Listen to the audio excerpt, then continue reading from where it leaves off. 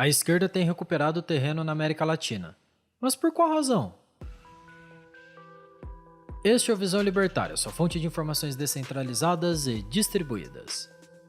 Esse artigo foi sugerido e escrito por Atos Henrique, revisado por J.J. Lieber e narrado por Coreia com K. A esquerda tem reconquistado terreno na América Latina.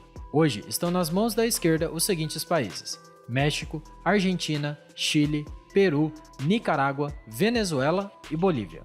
E podem chegar ao poder em 2022 na Colômbia e no Brasil, onde atualmente seus candidatos são apontados como favoritos nas pesquisas de opinião. A esquerda latino-americana tem um grande diferencial da esquerda de outras localidades, como a europeia e a americana. Sua principal face é aquilo que podemos chamar de populismo. Populismo é uma prática política orientada no sentido de gerar e manter pobreza para manter determinado grupo no poder, além de impedir ou emparelhar o sistema de educação para manter as pessoas, em especial as mais pobres, ignorantes acerca de muitos aspectos na realidade política, além de retirar o máximo de recursos financeiros possíveis do setor produtivo para alocá-los em programas de ajuda social que têm por objetivo sempre se expandir, sem, portanto, reduzir a pobreza e a dependência dos mais pobres em relação ao Estado. O grande objetivo do populismo de esquerda é a manutenção perpétua do poder, possibilitando o aparelhamento do Estado pelos partidos que o praticam, a fim de, paulatinamente, implantar o modelo socialista, também conhecido no nosso subcontinente como bolivarianismo. Essa estratégia se aplica na social-democracia europeia, mas, enquanto o meio de transformação do capitalismo para o socialismo é a democracia na prática social-democrata, tal meio, na prática da esquerda latino-americana, é a corrupção sistêmica aliada ao empobrecimento constante da população, sendo que esta, embora pobre, pode ter uma qualidade de vida razoável, dependendo da ajuda estatal para tanto. Contudo, essa razoabilidade é decrescente, pois como esse modelo inibe o crescimento econômico, chega um momento em que a ajuda do Estado só lhe auxiliará a não morrer de fome. Ou seja, padrões de vidas razoáveis desaparecem nesse sistema com o passar dos anos, restando uma massa de miseráveis e uma elite abastada, o governo. O grande aspecto que torna o populismo de esquerda tão atraente na América Latina é a combinação de fatores econômicos e culturais. Vejamos. Historicamente, a América Latina tem um problema crônico de pobreza. Provavelmente esse problema é fruto do nosso processo de colonização. Mas entenda, não digo isso corroborando com a ideia completamente ilógica do a Europa roubou toda a nossa riqueza, por isso somos pobres. Nós libertários sabemos que a pobreza não funciona assim.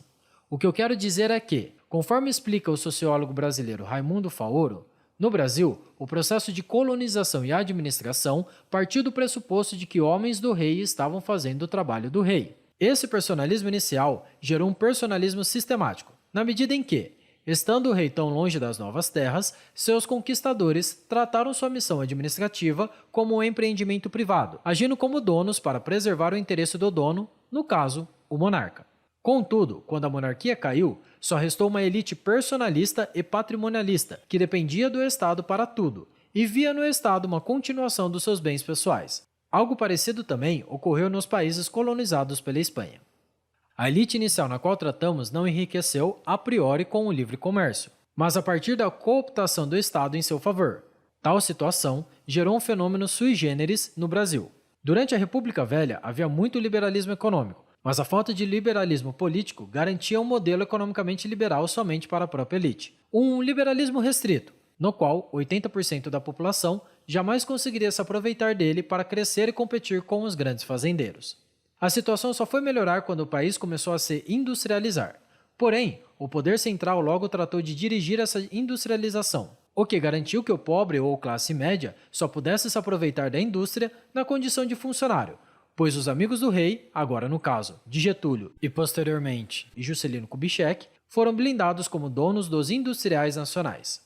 O processo que se deu no Brasil foi semelhante nos países de língua espanhola na América. Essa é uma das principais razões de ser tão difícil um pobre ascender socialmente por aqui. Isso nos leva ao problema cultural, sendo difícil demais sobreviver às próprias custas sendo pobre e sendo quase impossível sair da pobreza. Desde muito cedo, muitas pessoas foram acostumadas a achar normal só conseguirem sobreviver por causa da ajuda estatal. Pior, foi amplamente ensinado que viver às custas do Estado era uma reparação, um direito individual, porque todo o Estado deve ser um estado de bem-estar social para ser justo. Para concluir, Mais recentemente, a direita avançou muito na América Latina, em especial com Macri na Argentina e Bolsonaro no Brasil. O que nos leva a pensar: se o liberalismo econômico é tão superior à receita esquerdista, por que o Brasil e os demais países latino-americanos não se viram logo livres da ameaça populista? Simples, porque a direita latino-americana não só sabe bater cabeça, mas também parece incapaz de traçar um bom plano e segui-lo. Vamos pegar 2 exemplos de chefes de governos ideológicos na Europa: Viktor Orbán na Hungria e Andrzej Duda na Polônia. Ambos queriam impor políticas conservadoras e tinham em seu pé uma corte constitucional majoritariamente esquerdista. Ao assumirem o poder, o que fizeram? O óbvio, focaram na agenda econômica em um primeiro momento e usaram o retorno desse enfoque, isto é, uma economia sólida, para avançar no segundo momento de governo suas agendas ideológicas. Ambos tiveram sucesso. Já no Brasil, por exemplo, Bolsonaro nos primeiros meses de governo estava brigando com todo mundo e postando sobre Golden Shower no Twitter. Arrumou um monte de briga com o STF, perdeu todas e no dia 7 de setembro de 2021 viu o ápice de humilhação em relação ao Supremo. Políticos em geral são incompetentes, mas você já teve a impressão de que nossos políticos são especialmente incompetentes? Enfim, a saída para o tão sofrido povo da América Latina, assim como para todos os outros povos, é a sociedade de leis privadas. É parar de acreditar nessa utopia chamada Estado Democrático de Direito e serem verdadeiramente livres. Obrigado pela sua audiência. Se você gostou desse vídeo, clique no ícone de curtir abaixo e compartilhe o vídeo em sua rede social. Se você deseja ser notificado de outros vídeos, clique em se inscrever e depois no ícone da campainha. Até a próxima!